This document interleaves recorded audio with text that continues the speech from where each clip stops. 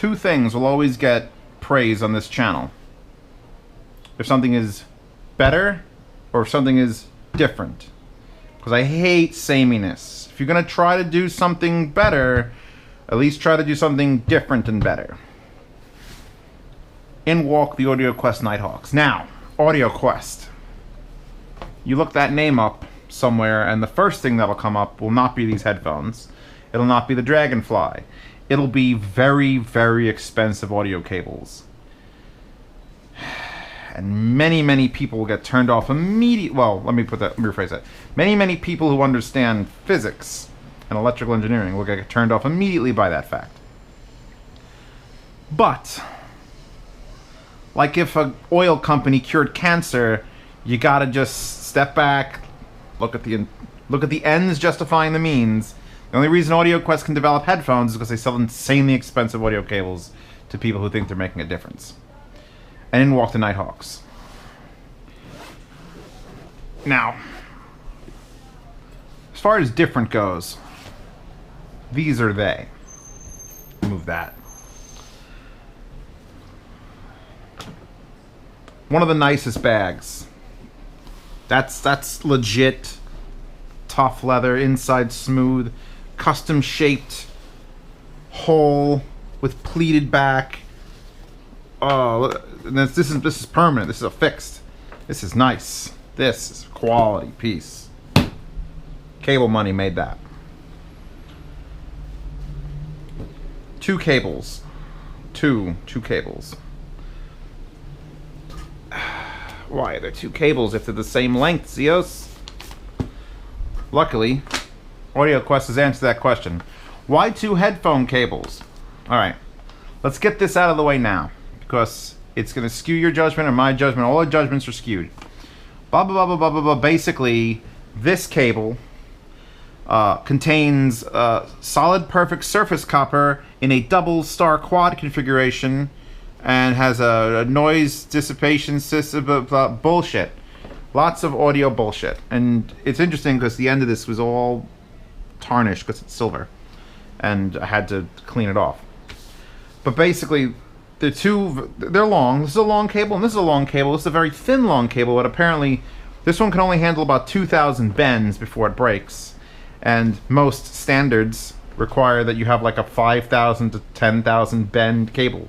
So it could do this a bunch of times and not break.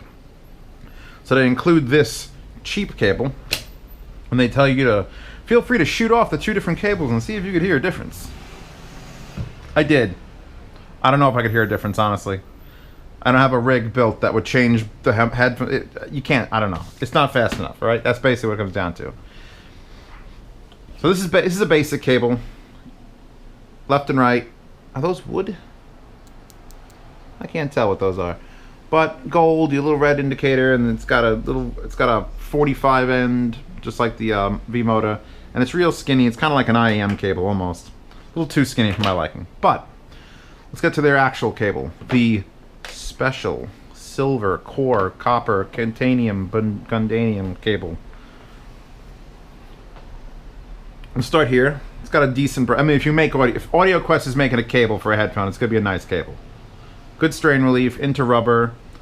These are indicated with the big R and the color of the ring inside there. They're silver again. They plug into these holes, which are not as easy to plug in as you would think. Then you come down and it's a fabric. It's a very smooth fabric, but it's like twisted. And like there's kinks in it, and it just keeps doing that. And I'm not sure if that's from being used or destroyed but run over by a truck, but it just keeps going and going and going, and then you get to the end. I love this. I actually legitimately love this. So first of all, it's silver.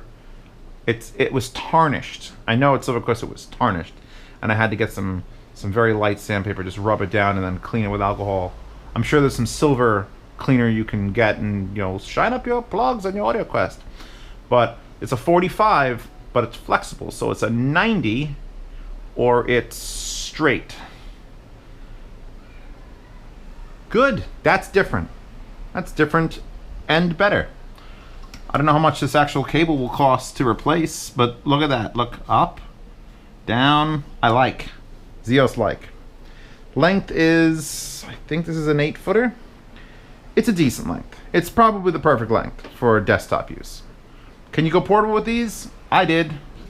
Took the little cable because fuck this giant thing. Let's look at the actual headphones.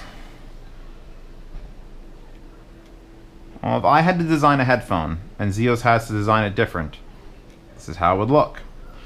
We've got one support over the top, just one thin fabric covered piece of spring whatever in there. You've got a hanging strap here that's made out of leather and very thick cushion pleated shit right here, and it just stretches. So a lot of cheap headphones have that system. And then for some reason these are on little swivels, pivots here. I don't know why that is, but there they are. So then we go to the actual cups. The cups float on rubber, I guess it's a rubber spider pattern. 1, 2, 3, 4. It's basically a rubber ring. So it just floats right there. It could twist, it can move up and down, it can move in. That's brilliant. I approve of that. I mean, will the rubber dry out and break? Probably eventually at some point in its life, but it shouldn't be too hard to replace.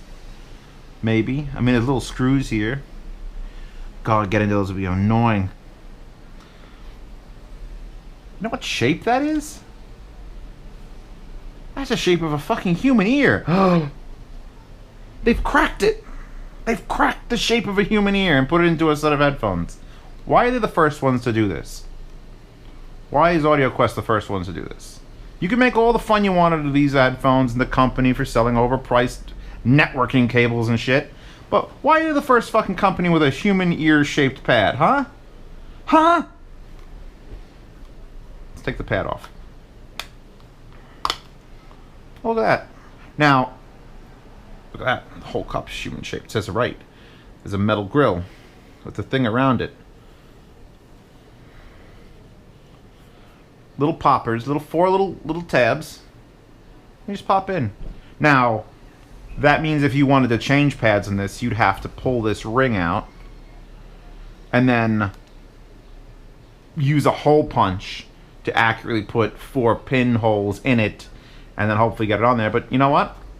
These are exceedingly comfortable. And you just pop back on. So, okay. Again, different, possibly better. This, by the way, when you're wearing them, this one bar sort of looks a little stupid. I wore them outside only at night. This cup material. I'm not sure what it's actually made out of. If it's truly wood or it's a composite. Whatever it is, it looks terrible. The finish of it is a shiny 1997 Buick LeSabre fake wood interior. If you haven't been in an 80s or early 90s Buick, you're missing out, because I'm going to use a lot of comparisons to that in the future. You should probably buy one. Big left and right indicators here. So, I mean, if you just look at the color as like a brownish and it doesn't look like coffee with sand in it, it'll be fine. Put them on your head. You have to adjust them simply by pulling down on this, and then it adjusts. And of course, these are ear-shaped, and I wish I can get the... Oh, they feel so fucking good. They fit so well.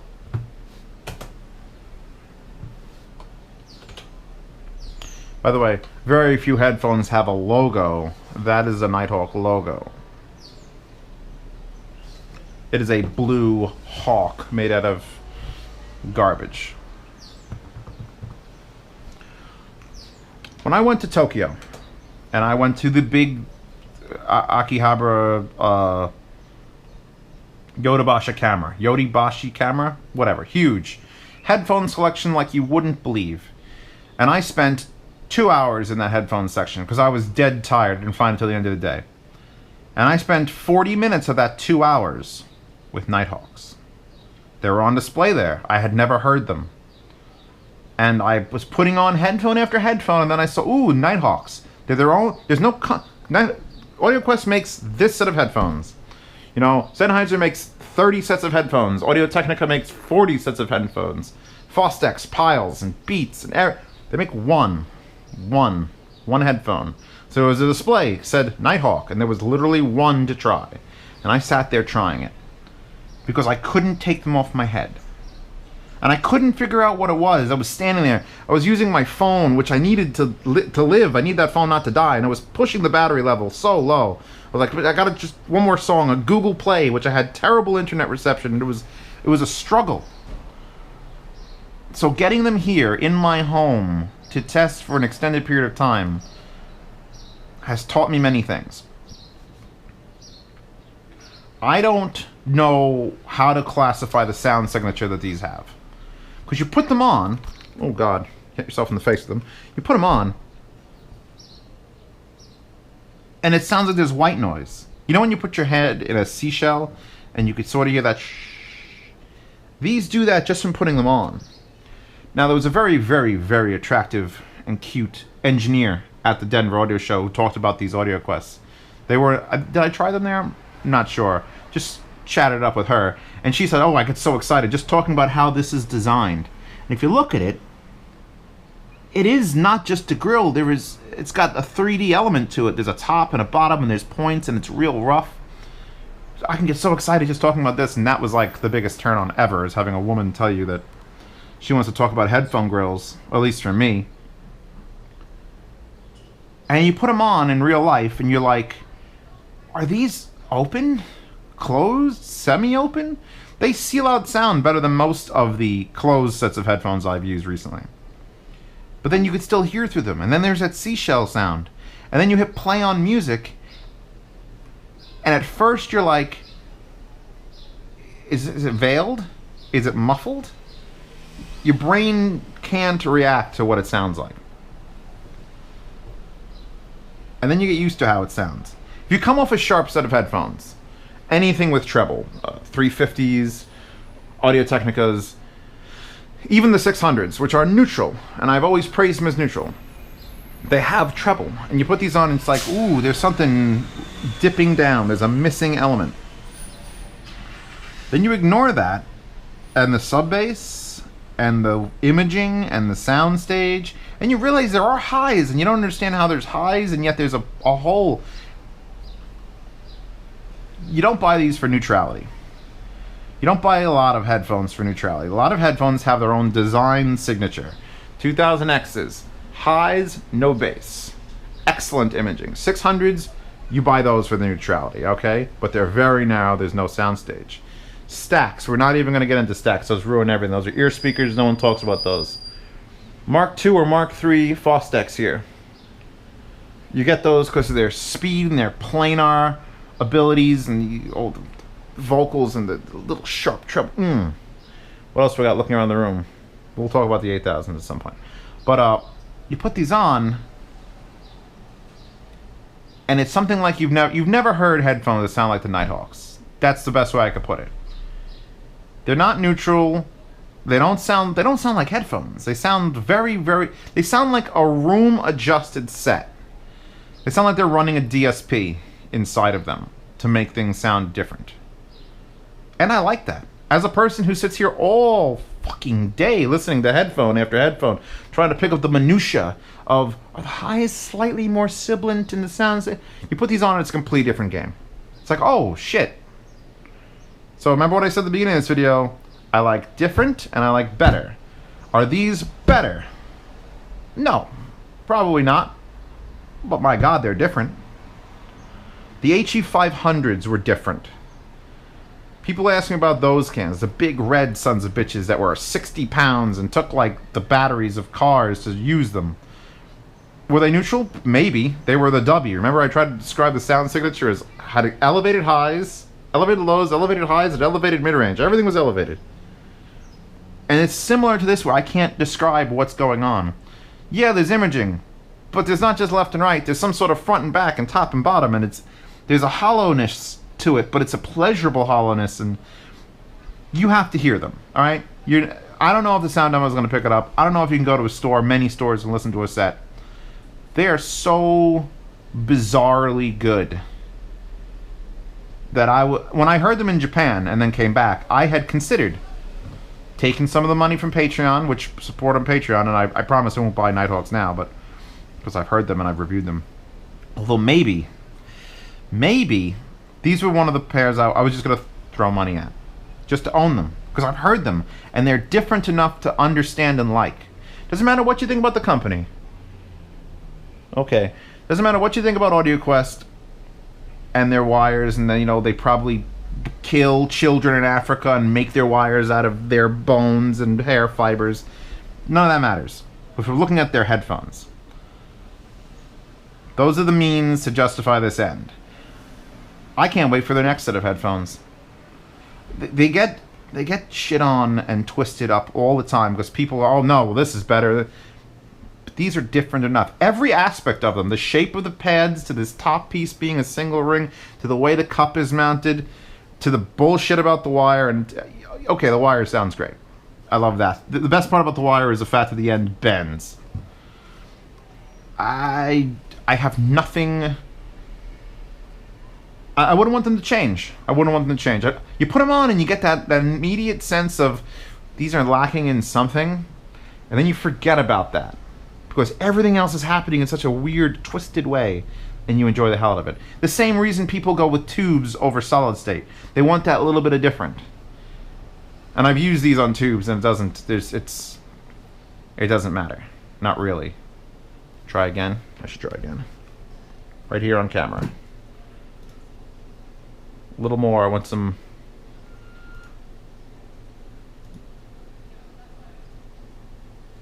That's actually a good song.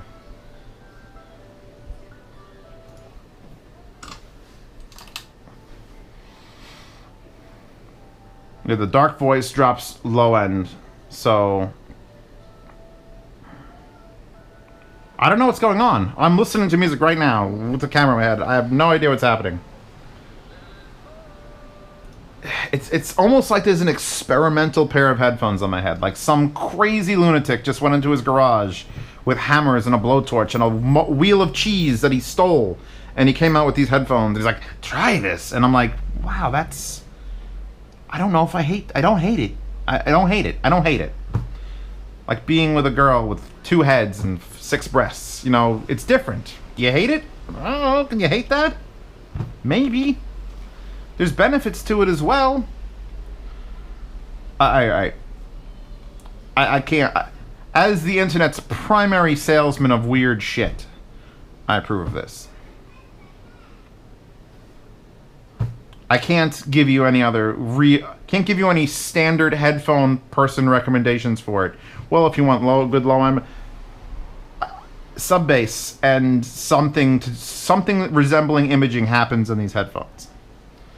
And it's so fucking weird. The weirdness. These have the weirdness factor. If you're bored of headphones, if you've tried a dozen headphones all in the standard, you know, 598s, HD600s, HD700s, Audio Tech. If you're bored of all that get a set of NightHawks. Try them out. Maybe you like them, maybe you hate them. Maybe they're weird enough to love. Just don't buy any of their fucking cables. They're a ripoff.